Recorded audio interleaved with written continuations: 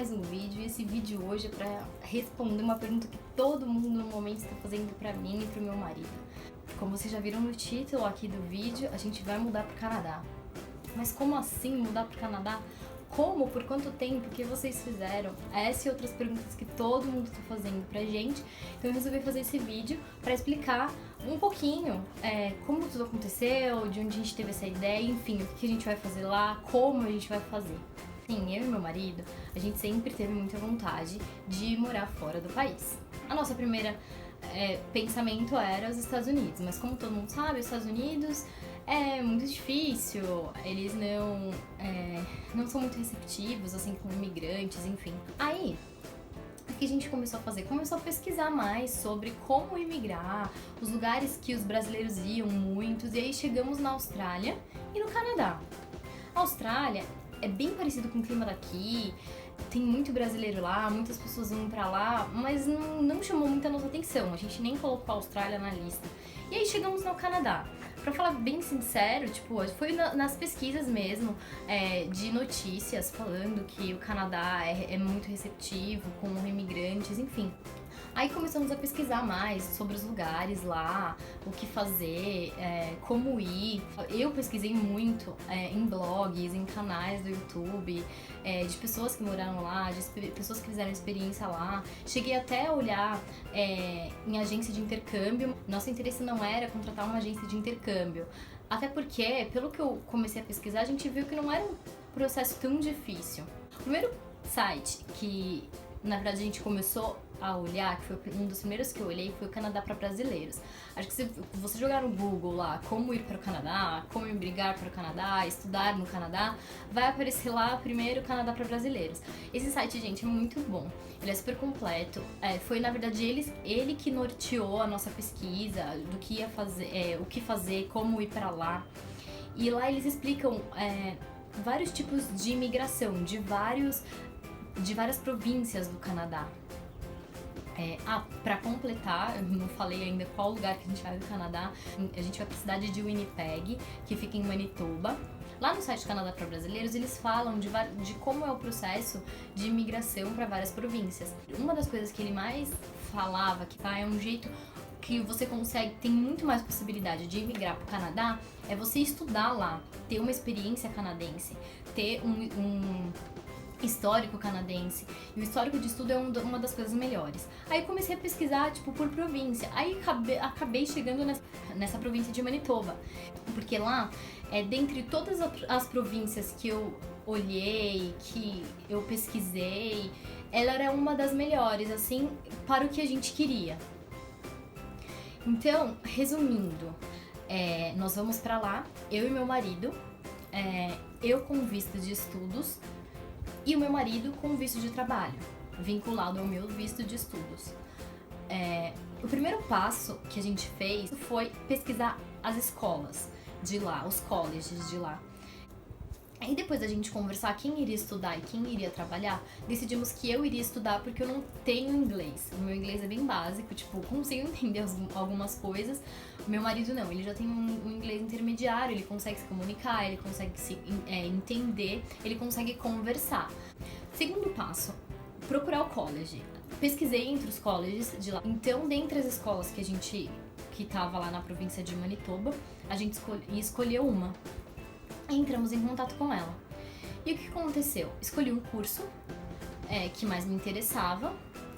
E normalmente você tem que fazer o seguinte: para você dar entrada no college, você precisa mandar para a escola, além de alguns documentos que você vai ver isso no site, o certificado da prova que você fez aqui para testar a sua proficiência em inglês. Como eu não tenho inglês, o que eu fiz? Preenchi os formulários da escola, como tem que fazer, como eles mandam lá, paguei a taxa, mandei tudo por e-mail pra escola, demorou um tempinho, não lembro quanto tempo exatamente hoje, mandei pra eles, aí a escola me respondeu. Falou que eu tinha sido aprovada. Como eu não tinha inglês, eu precisaria fazer um curso de inglês. E na própria escola, no próprio college que eu vou fazer o curso que eu escolhi, eu vou fazer o curso de inglês. Então eles já determinam quanto tempo eu vou ficar. E eles falam, quando você chegar aqui, você vai fazer um teste, a gente vai ver qual o seu grau de inglês e você vai começar o curso. Inicialmente eles estipularam que eu tenho que fazer um pouco mais de um ano. Eu começo o curso em maio e termino em dezembro, se eu não me engano. Após isso, eu começo o meu college. E aí, você pode aplicar online ou você aplica direto no VAC. O VAC é como se fosse um intermediário do consulado. Você vai lá, apresenta a documentação, eles dão entrada no seu visto. Aí a gente resolveu dar entrada online. Gente, é super fácil. Você digitaliza todos os documentos que o consulado pede e manda tudo por e-mail, não, pelo sistema deles lá. Você vai fazer um cadastro e vai mandar todos os documentos. Nós demos entrada no nosso visto no ano passado, em novembro. Todos os documentos que eles pediram, foto. Eu não contratei despachante, a gente não contratou nada. A gente fez tudo nós dois, sozinhos. Não é difícil, você só tem que ler com calma, levantar todos os documentos e ler bastante. E fazer tudo com calma. Não tem necessidade. Então, como a gente tava tentando economizar, foi um dinheiro que a gente já economizou, não gastando com despachante, porque a gente conseguia ir lá. Um ponto positivo era que o consulado, o VAC, se eu tivesse qualquer dúvida que fosse, era lá do lado do meu trabalho. Qualquer coisa eu ia lá, né? Recorria lá. Mas, gente, deu tudo certo. Eu não precisei ir lá. Eu só precisei ir lá no VAC pra entregar o passaporte. Porque como a gente aplicou online, apresentou os documentos online, você não apresenta o passaporte no ato. Você vai acompanhando o processo tudo online. O consulado ele te manda e-mail quando tem alguma coisa que você precisa fazer. Seguindo o cronograma, a gente deu entrada em novembro no visto. Então, quando foi um pouco antes de dezembro, o consulado mandou um e-mail pra gente falando que a gente precisaria fazer os exames médicos. E você tem que fazer os exames médicos nos médicos conveniados do consulado, que também tem lá no site do consulado. Você consulta qual que é o mais próximo da sua casa, você tem que ir lá fazer. Aí você tem que pagar a consulta, você tem que pagar os exames médicos, que eles pedem uma série de exames que você precisa fazer e apresentar pro médico. Você vai fazer exame de sangue, vai fazer exame de urina, vai fazer exame do tórax, ultrassom do tórax, se eu não me engano, algo assim. E a consulta que você tem que pagar, que é um preço padrão, pelo menos dos médicos daqui de São Paulo. E aí, assim, fizemos os exames médicos, o médico manda direto as informações dos exames pro consulado, e aí é esperar. E aí, gente, essa foi uma das piores partes, porque os exames a gente fez em dezembro, se eu não me engano, foi em dezembro, e aí a gente não tinha mais resposta. O prazo que o consulado deu é que a gente, na verdade, acho que pelo final do ano, que era um prazo de final do ano, atrasou muito o nosso visto. Porque o prazo que o consulado dá lá no site é de 4 a 8 semanas. Nosso visto saiu no começo de maio. Maio não, no começo de março. Então, acho que a pior parte foi essa, tipo, de esperar. Como eu tava em vários grupos no Facebook de pessoas que também estavam com o processo do visto em andamento, algumas pessoas já tinham saído do visto e meu visto não saía, a gente não tinha resposta, não conseguia falar no consulado, foi dando aquele desesperozinho, né? Mas eu falei assim, não, tá encaminhado, a nossa parte a gente fez, agora é aguardar. E aí, gente, quando foi no finalzinho de fevereiro, recebi um e-mail do consulado pedindo para apresentar o visto, para apresentar o passaporte. Aí eu fui lá levar os passaportes no VAC, o meu e do meu marido. E aí, quando cheguei lá, eu perguntei pra atendente, e agora? Tem alguma possibilidade ainda do visto ser negado, a gente apresentando o passaporte? Ela falou assim, olha, eu nunca vi acontecer isso. Se o consulado pedir o passaporte, é porque o visto está aprovado. Mas você ainda fica naquela insegurança, né? Até porque até então a gente não tinha certeza realmente se a gente ia ter o visto ou não. Eu ainda estava trabalhando, não tinha falado nada no trabalho, nem o meu marido também. Aí eu perguntei pra moça quanto tempo demoraria depois que eu entreguei o passaporte lá. Aí ela me disse o seguinte, olha, de até 5 dias úteis. Eu lembro, foi numa segunda-feira, eu entreguei lá. Quando foi na sexta-feira, o consulado mandou a carta falando que o nosso visto tinha sido aprovado e que quando chegasse o passaporte ia ser colado um adesivo lá e a gente ia ter que apresentar a carta que eles estavam mandando junto no aeroporto. Gente, aquele dia a gente ficou muito feliz. Aí foi aquele sentimento de felicidade com medo, com ansiedade, né? Porque faltava... Na verdade, o visto saiu no começo de março. Eu teria que estar lá no Canadá. Teria que estar lá no Canadá antes de maio, porque maio era que começavam minhas aulas. E aí foi aquele mix de sentimentos. E aí foi quando a gente recebeu o passaporte em casa com visto. Nossa, foi a maior felicidade.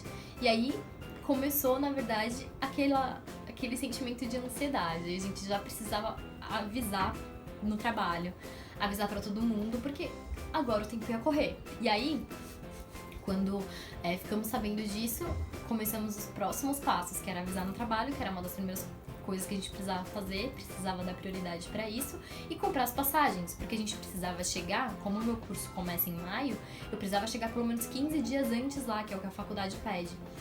Então a gente começou a correria, começamos a pesquisar passagens, compramos as passagens e avisamos no trabalho. E aí, gente, começou toda a loucura. Aí agora a gente já tá na parte de despedida, já saímos do trabalho, eu e meu marido. Essa semana agora que passou foi nosso último dia. E agora a gente tá contando os dias pra chegar lá no Canadá. Bom, gente, pra quem tem vontade de fazer isso, a primeira dica que eu falo é pesquise muito, pesquise bastante. Hoje a internet tá aí, a tecnologia tá aí pra nos ajudar. Tem tudo que vocês precisam na internet, tudo, de verdade. E basta só você querer, você alimentar esse sonho e correr atrás. Não vou falar pra vocês que foi fácil a gente tomar decisão, não foi fácil, até porque a gente já tinha uma vida aqui no Brasil, mas a gente começou a pensar no nosso futuro. O que a gente poderia construir para o nosso futuro? Foi uma oportunidade boa, é uma vontade que a gente sempre teve, eu e meu marido. É outro tipo de vida, a qualidade de vida lá é outra. Enfim, a gente falou, a gente não tem nada a perder. Nós somos novos ainda, a gente não tem filho. Então, se a gente não for agora, se a gente deixar pra depois, isso nunca vai acontecer. Então, nós dois juntos decidimos, resolvemos aceitar esse desafio, aceitar essa oportunidade e colocamos a nossa vida nas mãos de Deus e falamos, vamos, a gente não tem nada a perder. Até agora está dando tudo certo, graças a Deus. E agora nós estamos na etapa final. É arrumar as coisas, ver o que a gente vai levar, o que a gente vai deixar e partir pro Canadá. Gente, eu contei assim bem resumido. Se vocês tiverem dúvidas, o que for em relação a qualquer coisa que eu possa ajudar durante tudo que aconteceu até agora nesse meu processo, deixem as perguntas aqui embaixo que eu respondo pra vocês. O que eu souber, o que eu puder ajudar, eu respondo. E é isso aí, espero que vocês tenham gostado da notícia, que fiquem felizes junto comigo e o que eu puder ajudar pra vocês, eu vou levar vocês comigo. Um beijo e até o próximo vídeo.